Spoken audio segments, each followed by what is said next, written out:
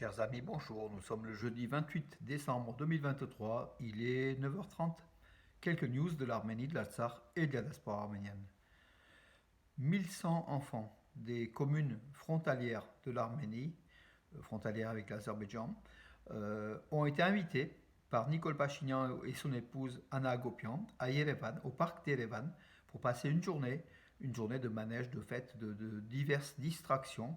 Voilà, ils ont été reçus donc par les autorités, donc le gouvernement arménien, ces enfants, ces jeunes enfants des villages frontaliers qui ont eu l'espace d'une journée de merveilleux souvenirs pour repartir après dans leur village, plein d'images, plein de joie, plein de voilà donc c'est traditionnel hein, chaque année donc le président arménien ou le premier ministre arménien, donc à l'époque c'était le président arménien Kocharian, les présidents arméniens Kocharian, Sarkisian, aujourd'hui c'est le premier ministre arménien Nicole Pachinian qui invite ses enfants donc voilà à Yerevan pour passer une journée de fête à l'occasion des fêtes de fin d'année, des lumières. Et le parc d'Erevan, vous le savez, avec des manèges, des lumières, c'est l'endroit préféré des enfants, puis pour qu'ils puissent donner, donc avoir un peu d'espoir, d'avenir, de joie dans leurs yeux, beaucoup de lumière. Voilà mes amis, c'est une bonne chose que le gouvernement arménien pense aussi aux frontières, aux villages frontaliers de l'Arménie qui souffrent au premier chef, hein, beaucoup plus qu'à Yerevan. Donc ils sont placés en première ligne face à l'ennemi. Et puis ils sont quand même, comment dirais-je, il leur manque beaucoup de choses. Voilà, donc cette journée pour les enfants permet quelque part de leur donner une note d'espoir, tout simplement.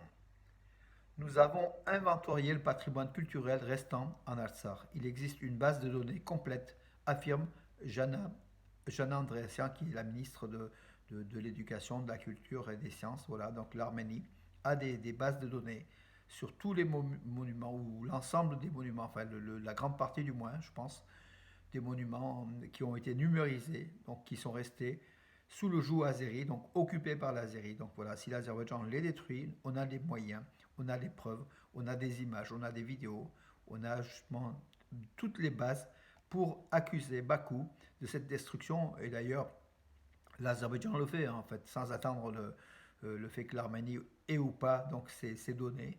En tout cas, c'est la politique donc d'effacement de l'Azerbaïdjan qui efface les traces de la présence arménienne sur ces terres. Toutes les terres que l'Azerbaïdjan occupe effacent, donc l'Azerbaïdjan efface le patrimoine qui peut rappeler le peuple qu'il a construit, le peuple qui y vivait pendant des millénaires. Voilà, donc l'occupant, c'est ça, l'occupation, c'est ça. L'invasion, en fait, c'est l'invasion moderne tout simplement. Hein. Voilà. Hier, le chef de la diplomatie iranienne était à Yerevan pour toute une journée, donc avec des entretiens avec le Premier ministre arménien, non, avec son homologue, le chef de la diplomatie arménienne, Ararat Mirzoyan. Donc, Hossein Amir Abdullahian, c'est le ministre des Affaires étrangères d'Iran, donc à Yerevan. Donc, Yerevan et Téhéran sont d'accord sur beaucoup de points.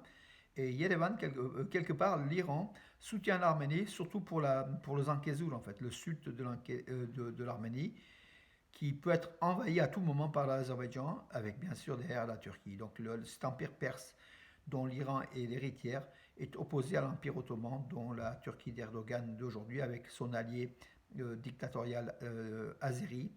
Voilà, c'est dans ce carrefour, c'est dans ces oppositions des grands empires que l'Arménie est placée en plein milieu, donc dans ce carrefour-là, et l'Iran soutient l'Arménie, l'intégrité territoriale de l'Arménie. Voilà, c'est ce qu'il a affirmé aussi. Donc, le chef de la diplomatie donc iranienne, Yerevan remercie Téhéran pour sa position claire concernant l'intégrité territoriale, l'inséparabilité de ses frontières et de la souveraineté de l'Arménie. C'est ce qu'a déclaré au terme de la rencontre le chef de la diplomatie arménienne, Ararat Mirzoyan, qui était à côté donc de son homologue iranien.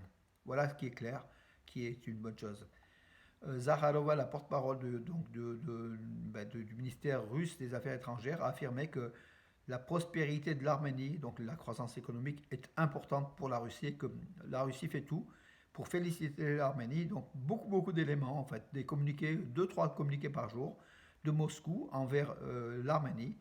La Russie qui sait le rôle qu'elle a joué donc, en Artsakh, avec la perte du territoire de l'Artsakh. La Russie sait combien les Arméniens sont vexés comment de la non-protection de son partenaire stratégique. Mais la Russie essaye de recoller un peu les morceaux du puzzle, essaye de récupérer l'Arménie. Voilà, elle fait tout pour, en disant, donc, en plus Lavrov, hier, a déclaré que le traité stratégique militaire entre la Russie et l'Arménie tenait toujours, alors qu'elle n'a pas du tout produit.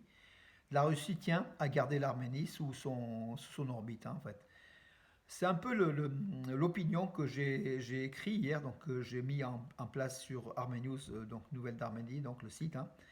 La marge de manœuvre limitée de l'Arménie pour échapper aux griffes de l'ours russe. Donc marge de manœuvre limitée de l'Arménie pour échapper aux griffes de l'ours russe. Voilà, vous verrez dans l'analyse beaucoup de vérités stratégiques. La position de l'Arménie est inconfortable. Elle veut se rapprocher de l'OTAN, de l'Occident, de l'Union européenne. En même temps, la Russie est là. L'ex-protectrice pourrait devenir très très dangereuse pour l'Arménie. Et après la perte de la SAR, ça peut être la perte du Zangezur, le sunnique. Voilà, la Russie n'hésitera pas à ces basses manœuvres pour faire peur à l'Arménie, pour récupérer son satellite en fait. Donc c'est son précaré.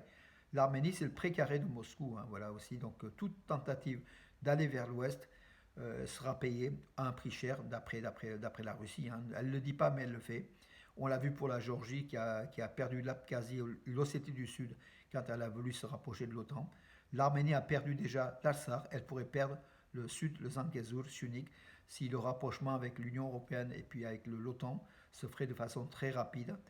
Et d'ailleurs, l'Union européenne n'est pas très décidée encore à intégrer l'Arménie. L'OTAN n'est pas du tout décidée à intégrer l'Arménie. Donc voilà aussi que l'Arménie pourrait rester au milieu, bien sûr avec les armes de la France et de l'Inde qui sont là. Et heureusement, pour se protéger, pour se défendre. Mais l'Arménie pourrait payer encore les conséquences de son désamour, en fait, de la politique russe de Poutine, qui est plutôt pro-turc, et qui va en même temps récupérer l'Arménie. Voilà. Donc, c'est quand même une équation quand même très compliquée pour l'Arménie, qui se trouve pratiquement seule au monde, seule au monde. Elle peut compter sur elle-même et sur son argent, sur heureusement que son économie est florissante pour acheter des armes, pour refaire son armée. D'ailleurs, Soulen Babikian, le ministre de la Défense, hier a réuni des centaines et des centaines de militaires. Il aura parlé de discipline et de la combativité de l'armée arménienne. De plus en plus, effectivement, le ministère de l'Arménien de la Défense insiste sur les qualités du soldat arménien et qu'elle désire porter encore plus haut, plus fort. Parce que face à un nombre moindre, nous sommes beaucoup moins nombreux au niveau de l'effectif militaire, à peu près 3 fois moins que l'Azerbaïdjan, à peu près 60 000 contre 180 000. L'Arménie a tout intérêt à avoir une armée disciplinée et forte à ce niveau-là et très très bien entraînée, avec des armes aussi de défense reçues par la France, par l'Inde et puis par d'autres pays aussi. Voilà donc l'équation. La France expulse, donc l'Azerbaïdjan avait expulsé 2 diplomates français soupçonnés d'espionnage et puis d'agir contre les intérêts de Bakou. Bakou les a expulsés. À son tour, le Quai d'Orsay, donc la France expulse 2 en contrepartie, donc c'est du donnant-donnant, expulse 2 diplomates azerbaïdjanais par mesure de réciprocité. Voilà une bonne chose qui dégage de cette France où ils n'ont rien à faire au niveau culturel, au niveau donc l'Azerbaïdjan est un pays dictatorial et par ses ambassades, elle agit sur ordre du dictateur Aliyev. On l'a vu l'ambassadrice donc d'Azerbaïdjan en France avec ses propos haineux contre les Arméniens et puis ses mensonges grossières lors de débats télévisés où elle n'a pas gagné des points, mais en fait un dictateur n'a pas besoin de gagner des points, il agit, il ne veut pas entendre du tout le son de la démocratie, le son de l'équilibre, le son de la vérité. Voilà mes amis pour cela. Donc je regarde s'il n'y a pas d'autres. Oui, le métro d'Erevan qui va fonctionner jusqu'à 2 h du matin, donc le jour de l'an. Donc voilà, donc régime spécial comme d'habitude d'ailleurs. Voilà.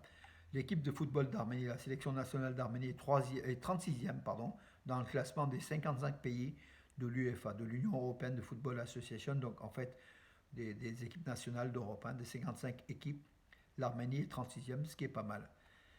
Voilà, il faudrait qu'elle soit aussi au moins dans les 20 premières, voire dans les 10 premières, et je pense que l'Arménie a les moyens.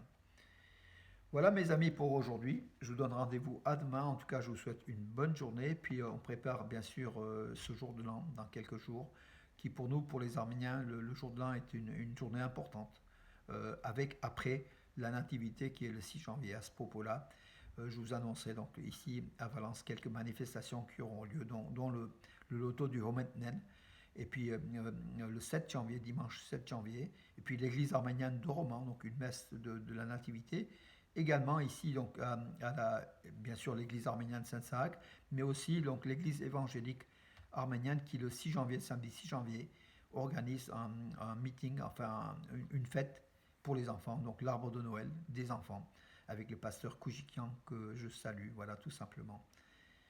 Voilà mes amis, et puis à mes amis Rostov Iliozer, Simon Melkonian, Ovanes pardon, Manoukian, qui sont députés de l'Arménie occidentale, du gouvernement de l'Arménie occidentale. Ce soir à 19h, il y aura une réunion de Western Armenia, donc de l'Arménie occidentale, comment dirais-je, par Zoom, tout simplement, à 19h ce soir. Voilà mes amis pour aujourd'hui. Je vous donne rendez-vous demain pour mes amis. Vous êtes encore très nombreux à m'écouter tous les jours. Vous n'êtes pas lassés depuis plus de 3 ans. Je commence à fatiguer, mais j'ai l'énergie de l'Arménie qui est là en moi. Et je pense que je vais continuer encore quelques temps ensemble avec vous, mes amis, pour vous faire plaisir. Et puis surtout pour me faire plaisir, parce que les gens me félicitent. Je reçois toujours des félicitations, beaucoup. Mais ceux qui ne me félicitent pas, ils agissent, hein, mais ceux qui me félicitent sont sincères. Je les remercie, mais comment dirais-je, je vous dis, ne me félicitez pas parce que c'est naturel. La première personne qui est heureuse de faire ce que je fais, c'est je me fais plaisir à moi. Voilà. Nul n'est obligé, personne ne m'oblige à faire ces vidéos d'information, mais je tiens à le faire tout simplement parce que ça me fait du bien. C'est un besoin qui vient du fond de l'âme et du cœur de mon pays, de l'amour que j'ai pour le peuple arménien, pour la nation arménienne, et puis surtout pour diffuser l'information, essayer de vous donner un peu de lumière, un peu d'écoute. Tout simplement, on en a tous besoin. Voilà mes amis, en cette fin d'année, à très bientôt, à demain matin en tout cas. Bonne journée.